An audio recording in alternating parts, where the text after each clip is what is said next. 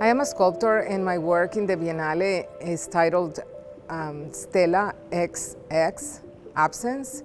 And XX comes from the title of the unmarked graves, the name that was given to the disappeared, absence, and XX evokes what was taken away from us, what we don't know where it is.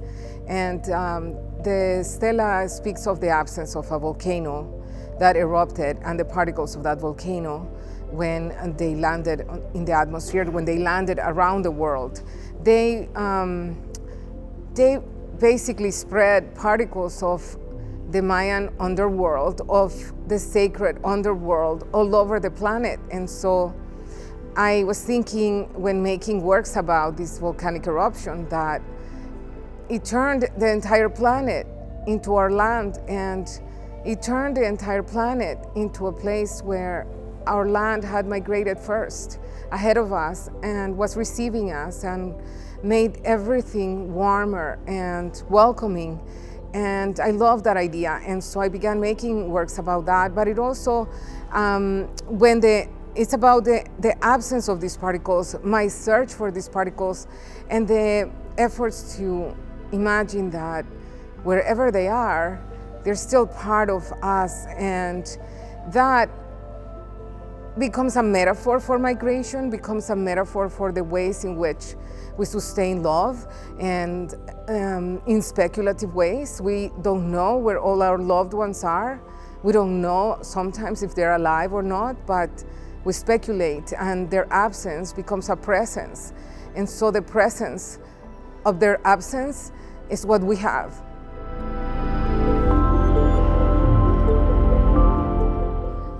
Yes, the absence is heavy, and the piece is made of steel, but it's meant to evoke a stone, which is heavier than the steel, and it's meant to also work as a time machine, because it functions as something that looks futuristic, but also it's not made with stainless steel or with bronze or with other metals that are considered precious or unique for the art world, etc. It's made with materials that people who labor, immigrant laborers, work with steel all the time.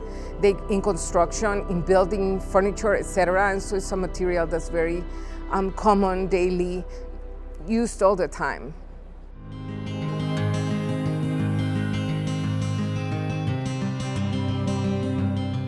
I don't know if absence is good, but I think that the work speaks of the creative potential and the intelligence and creativity and resourcefulness of migrants, and the ways in which we build our world in order to survive, but also speaks of indigenous peoples in the ways in which they survive without their ancient stones, and they continue to engage with the presence of the stones that are missing.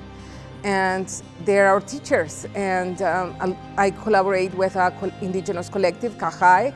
It's a Maya Cachiquel collective, and they believe that stone that was carved in the past is alive and has a will and has decisions that it makes, and they believe that that stone continues to engage with them. And so the absence of that stone is something that inspired me to think about the absences that we have in many different ways, and how those absences, we live with them in creative ways in order to survive.